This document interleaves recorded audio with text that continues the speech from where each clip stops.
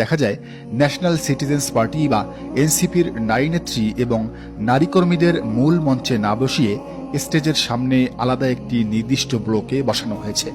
কিছুক্ষণের মধ্যেই সেই ছবি ছড়িয়ে পড়ে সামাজিক যোগাযোগ মাধ্যমে।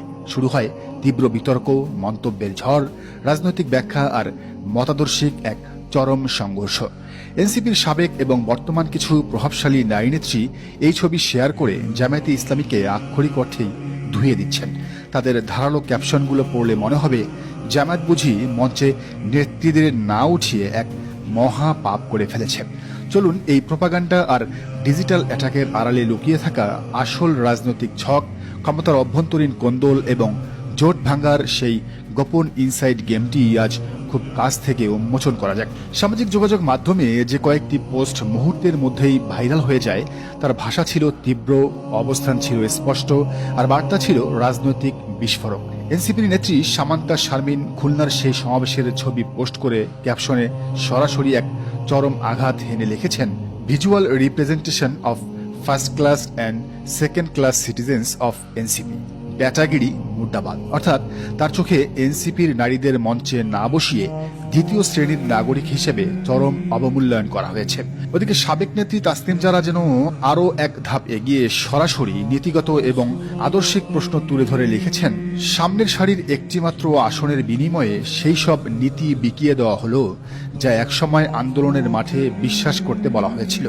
আর এই পুরো বিতর্কের আগুনে পেট্রোল ঢেলে দিয়ে তাসনুভা জাবিন সরাসরি এক দীর্ঘ পোস্টে দাবি করেছেন, বিএনপি কিংবা জামাত কোনো দলই আসলে নারীদের ন্যূনতম মূল্যায়ন করতে জানে না। তাই তিনি নারী সমাজকে আহ্বান জানিয়েছেন তারা যেন তার দল অল্টারনেটিভে যোগ দেন।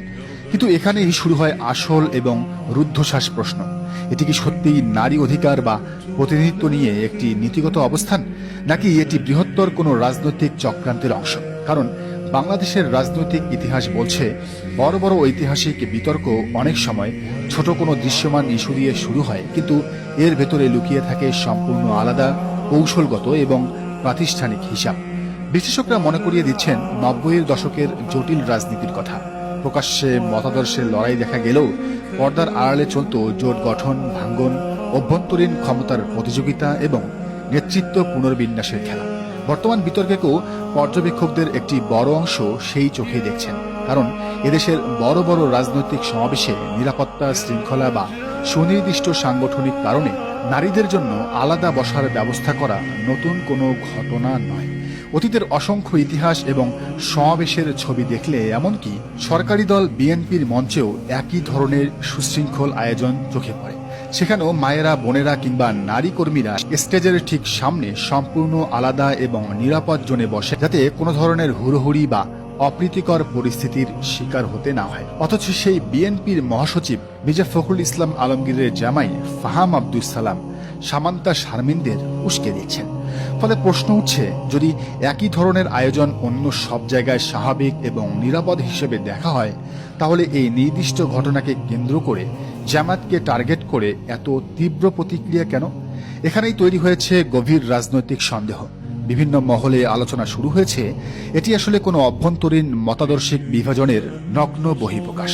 এই পুরো ইনসাইড গেমের নেপথ্যে এনসিপির ভেতরের হাসনাত নাহিদ বিরোধী ব্লকটি এখন চরমভাবে সক্রিয়।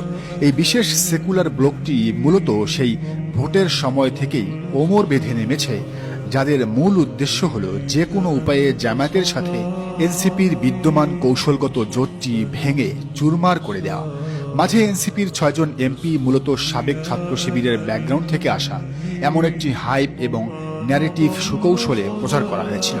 এর পেছনের আসল ধামাচাপা এজেন্ডা ছিল নতুন জেনারেশনের মাঝে নাহিদ এবং হাসনাতদের একচ্ছত্র প্রভাব এবং ক্ষমতাকে কমিয়ে এনে সেখানে প্রগতিশীলতার লেভাসধারী পুরনো শাহবাগীদের সেকুলার প্রভাব পুনরায় ফিরিয়ে আনা।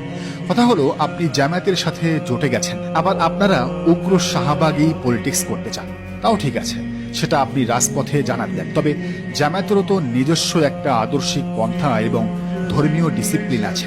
একই মঞ্চে নারী পুরুষ অবাধে অবস্থান নেয়া জামাত সহ ১১ দলীয় জোটের অন্যান্য ইসলামী দলগুলোর আদর্শের সাথে সাংঘর্ষিক। আর তার চেয়ে বড় কথা হলো, এই সমাবেশে যে লক্ষাধিক মানুষের উপস্থিতি, তার ৯৯ ভাগই হল জামায়াতে ইসলামীর তৃণমূল কর্মী।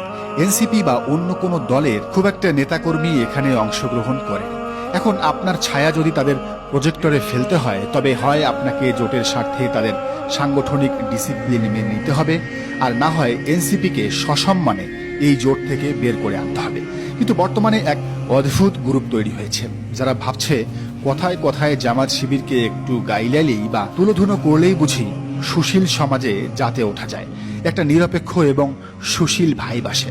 ঠিক এই সস্তা এবং তথাকথিত নিরপেক্ষ শাস্তে ডানপন্থী হিসেবে পরিচিত অনেকেই জামাতকে ছোট ছোট ইস্যুতে সামাজিক যোগাযোগ মাধ্যমে আক্রমণ করে বসেন। বর্তমানে জামায়াতে ইসলামীর জন্য এক মহা বিপদে পড়েছে।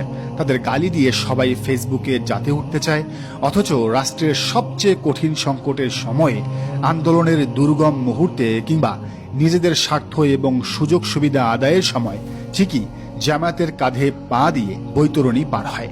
এই এনসিপি কিন্তু জোটের টেবিলে দর কষাকষি করে জামায়াতের কাছ থেকে অতিরিক্ত একটি নারী সংসদীয় আসন সম্পূর্ণ নিজেদের নিয়ন্ত্রণে বাগিয়ে নিয়েছে।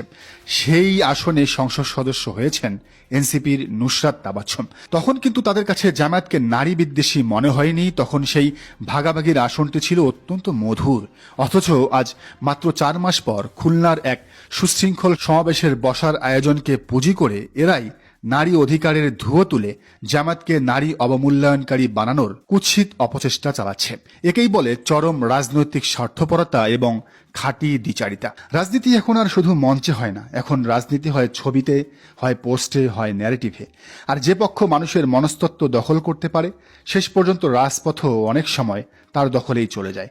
বাংলাদেশের রাজনীতি এখন সেই স্ফুলিঙ্গের সামনে দাঁড়িয়ে, যেখানে তরুণেরা আর অন্ধ বক্তৃতা গিলছে না, তারা ডিজিটাল স্ক্রিনে সংরক্ষিত অতীত ঘেটে সুবিধাবাদীর রাজনীতির আসল সত্যটাকেই বের করে আনছে। দর্শক, এই পুরো বিষয়টিকে আপনি কিভাবে দেখছেন জানান মন্তব্যের ঘরে।